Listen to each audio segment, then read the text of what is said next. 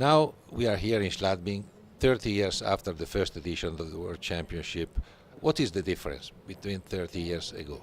Well, of course, Schladming has completely changed. The world has changed, it's quite clear. When we were here about 30 years ago, it was a small little village that had no experience, also no experience in tourism. The World Championships for sure helped them to get on at least the Austrian map, even on the world map, for a skiing station. And they have now really developed almost everything from hotels to a stadium in the Finnish area. They have new downhill courses or courses in general. They have a very huge, large skiing area in Schladming and around Schladming. So it has really developed to one of the first class, I would say, in Austria ski resorts, perhaps thanks to the World Championships. And now for this World Championships this year, they got, of course, a lot of support, financial support from the government, which helped them to invest a lot in this area.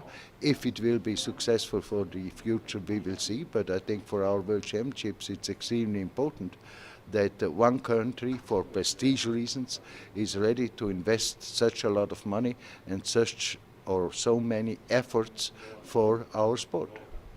We have heard about 200 million euro. Well, that's a similar amount I have heard. Those are things which do not concern the sport directly. We only control that.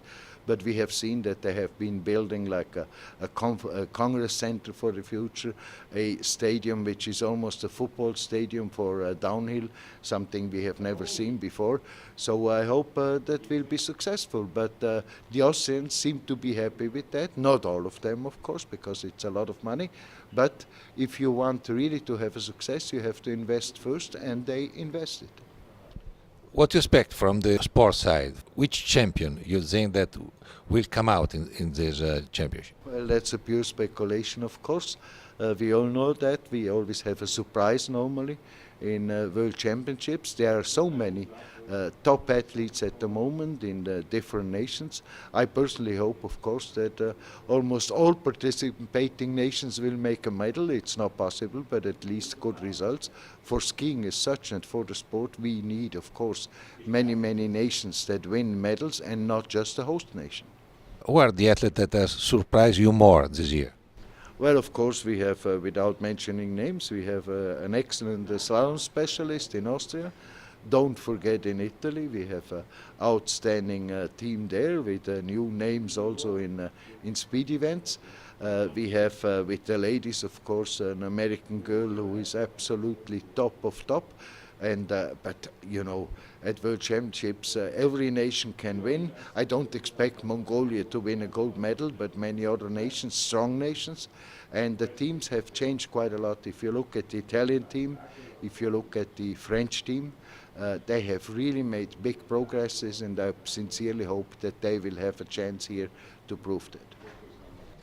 30 years ago was the first time in the World Championship in the program of the combine. And there was a lot of discussion regarding the combine. Now the combine is settled, but there is the other new speciality that is the team event that has to improve. What do you think? Here will be a good test even for the next Olympics? Well, I really hope so, if the International Olympic Committee then accepts a team event. I personally believe we have team events in all our disciplines. If you think about the relay in cross-country, for instance, which is the most important event there, it is a little bit chauvinistic, nationalistic, of course, to have a team event, and I believe we need such an event also in alpine skiing. We will see if the athletes really go into it with full speed, and of course also our national ski associations have to stand behind. I personally believe that the team event on a long range has a very good possibility.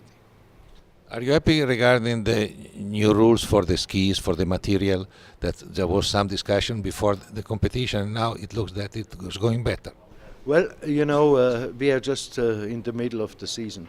The first results that we had with the skis were quite good, I must say. There were much less problems that most of the athletes and coaches believed that we would have.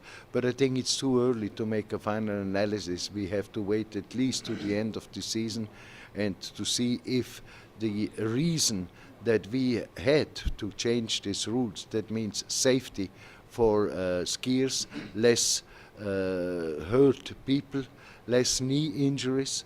If that really works, we only can say at the end of the season, but I believe we are on the right track. If not, at the end of the season we go back, or is possible that we go back?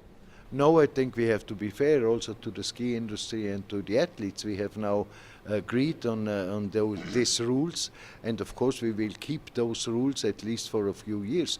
But if there is a real reason in regard to injuries and so on, we are happy to rediscuss the rules, but I think we will not go back. We might go even a little further if necessary, but there we really have to see the rest of the season. Are coming also other new idea for the future of ski? Well, I think I hear about 100 ideas per day, so this is nothing new. Of course, it's good if we get new ideas, but we have to consider the ideas, we have to see if we can really do it. But one thing I can promise you, we will always ski from top to bottom and not the other way around.